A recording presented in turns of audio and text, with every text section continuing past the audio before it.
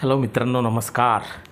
मी S Chavan superstition solutions या चॅनलवर आपल्या सगळ्यांचे स्वागत करतो.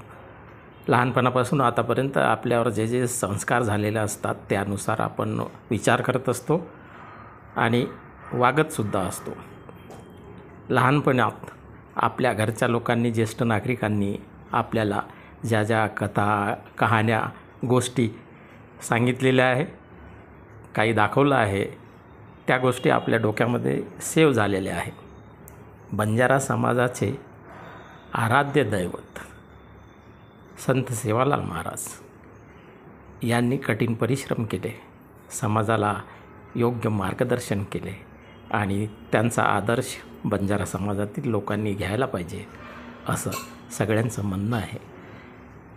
लहानपणी माझे बाबा मला कहाण्या सांगायचे, साकी म्हणतात त्याला, कथा सांगायचे सेवालाल महाराजांविषयी आणि इतर संतांविषयी. त्यातील बऱ्याचशा गोष्टी माझ्या डोक्यामध्ये सेव्ह झालेल्या आहेत. ते म्हणायचे की मत कर रे गर्व रे बडा, तार धन रे घ्यायचं थोडा र, गर्व की दो लंकारो रावण, पूर सोनेरी लंका बळण. याचा अर्थ असा आहे मित्रांनो की कोणीच गर्व करू नये. जे जे गर्व करतात त्यांना फार त्रास होतो. रावणाने गर्व केला होता आणि त्याची सोन्याची लंका जळाली. बरोबर आहे मित्रांनो. आज कोणाला कशाचा गर्व असेल याचा काही नियमच नाही.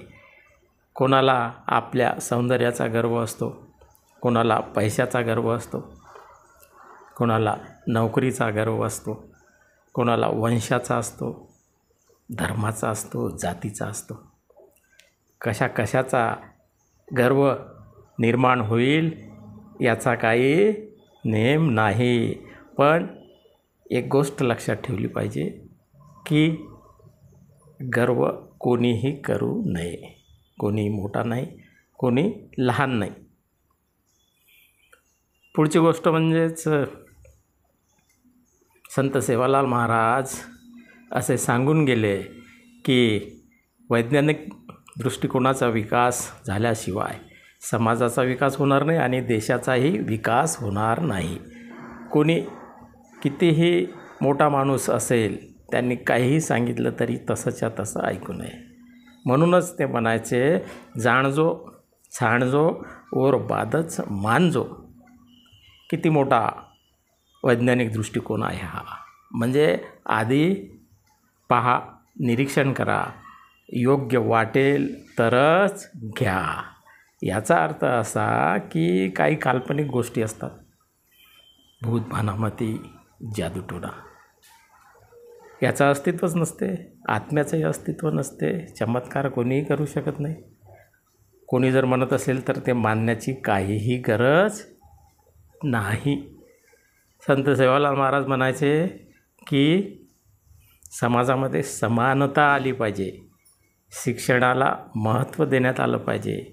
आपली संपत्ती आपली मुलं बाळच आहेत, त्यांना शिकवा, वाढवा, पुढे न्या.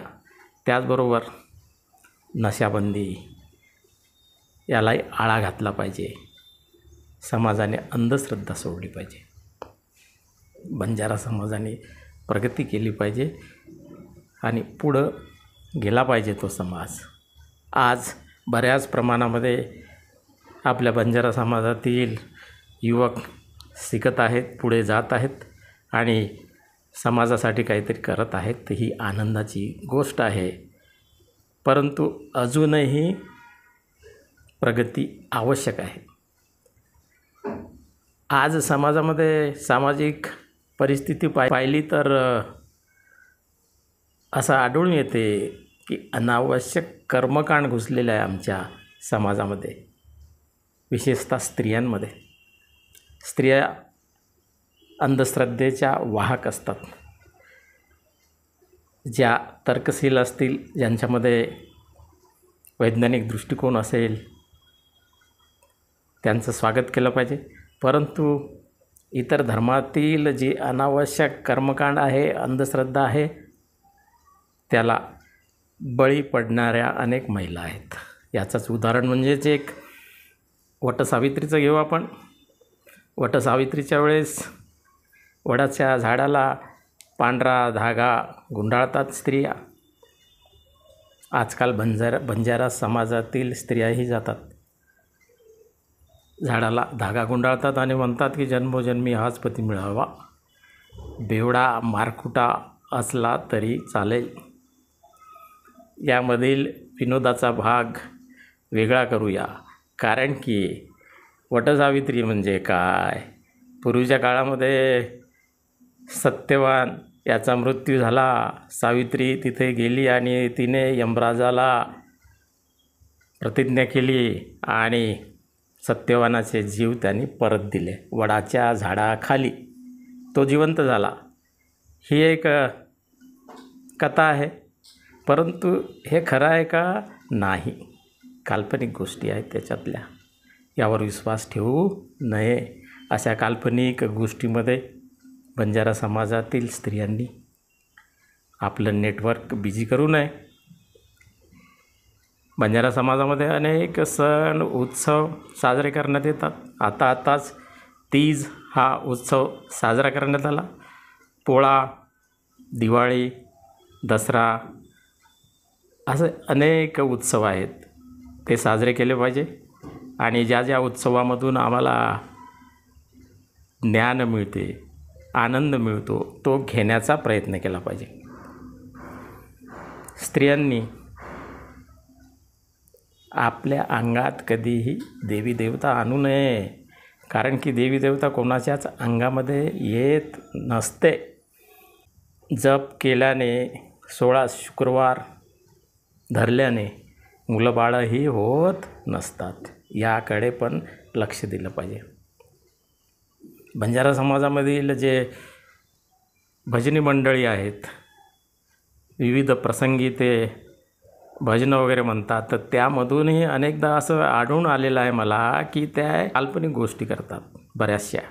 ते म्हणतात की सेवालाल महाराज चमत्कारिक पुरुष होते, महामानव होते आणि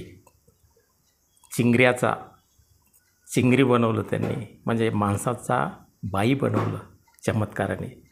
पण असं होऊ शकते का? नाही, हे त्यांनी सांगू नये. संत सेवालाल महाराजांनी कधीच चमत्कार केले नाही. वैज्ञानिक दृष्टिकोनाचा विकास करणारे ते महामानव होते. दैवीय अवतार नव्हते. ते आत्म्याला मानत नव्हते. ह्या गोष्टीसुद्धा समाज बांधवांनी लक्षात ठेवलं पाहिजे. ज्या ज्या चांगल्या गोष्टी आहे त्या घेतल्या पाहिजे. बंजारा समाजाला एक वेगळीच ओळख त्यांनी निर्माण करून दिली.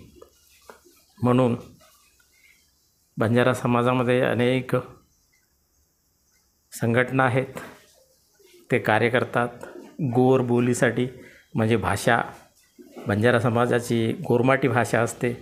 लहानपणापासून आतापर्यंत आपल्यावर जे संस्कार झालेले आहे, जी भाषा आम्ही घरी बोलतो ते आमची मुलं बाळं शिकतात.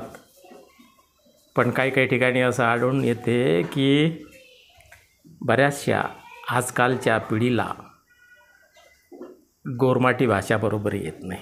का येत नाही? त्यांच्या आईवडिलांनी त्यांना शिकवलंच नाही, घरी बोललेच नाही. ते घरी मराठीमध्ये आणि इतर भाषेमध्ये बोलत राहिले.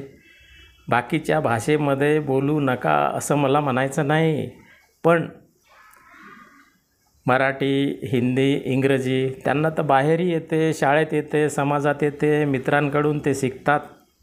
पण आपली जी मुख्य भाषा आहे गोरमाटी बोली, ती बोला, घरात बोला, त्यांच्याशी बोला. ते बोलतील, शिकतील, पुढच्या पिढीला सांगतील. त्यांनाच जर आपली भाषा येणार नसेल तर ती गोरमाटी भाषा लोप पावल्याशिवाय राहणार नाही. ही शोकांतिका आहे. म्हणून सगळ्यांनी आपल्या घरामध्ये गोरमाटी भाषा बोलली पाहिजे. मुलांना शिक्षणाचं महत्त्व सगळ्याच आईवडिलांनी सांगितलं पाहिजे. स्पर्धा परीक्षेची माहिती दिली पाहिजे. सगळे डॉक्टर इंजिनियर बनवू शकत नाही, त्यांच्या लायकीनुसार त्यांना शिकवायला पाहिजे, योग्य मार्गदर्शन केलं पाहिजे. वाढदिवसाला त्यांना पुस्तकं दिले पाहिजे, लायब्ररीमध्ये पाठवलं पाहिजे. मोबाईलपासून दूर ठेवलं पाहिजे. जेव्हा मोबाईलची आवश्यकता पडेल तेव्हाच त्यांना दिला पाहिजे. लहान मुलांना तर मोबाईल देऊच नाही. सेवालाल महाराज हेही सांगून गेले की पाणी फार महत्त्वाचं आहे, पाणी विकलं जाईल. आज आपण पाणी विकत घेतो, ते आधीच सांगून गेले. किती दूरदृष्टी होती. ते जास्त शिकले की नाही माहिती नाही, परंतु त्यांच्या डोक्यामध्ये जो वैज्ञानिक दृष्टिकोन होता याचं ज्वलंत उदाहरण आहे गाडगेबाबा. गाडगेबाबा कोणत्याच शाळेत गेले नव्हते, तरीसुद्धा त्यांनी समाजासाठी भरपूर कार्य केलं. त्यांचं नाव आपण आता घेतो. अमरावती विद्यापीठाला गाडगे महाराज विद्यापीठ असं म्हटले जाते. राष्ट्रसंत तुकडोजी यांचंही विद्यापीठ आहे, नागपूर युनिव्हर्सिटीला त्यांचं नाव दिलेलं आहे. हे जास्त शिकले नव्हते, परंतु त्यांच्यामध्ये विवेक होता, प्रामाणिकपणा होता, शहाणपण होतं. त्याच प्रकारे बंजारा समाजाचे आराध्य दैवत महामानव सेवालाल महाराज यांच्यामध्ये सुद्धा शहाणपण होतं, वैज्ञानिक दृष्टिकोन होता. म्हणून त्यांचं नाव आदराने सारे घेतात. त्यांना गुरुच्या ठिकाणी ठेवून काम करतात. म्हणून माझ्या बंजारा समाज बांधवांनो, संत सेवालाल महाराज यांनी ज्या ज्या चांगल्या गोष्टी सांगितल्या आहे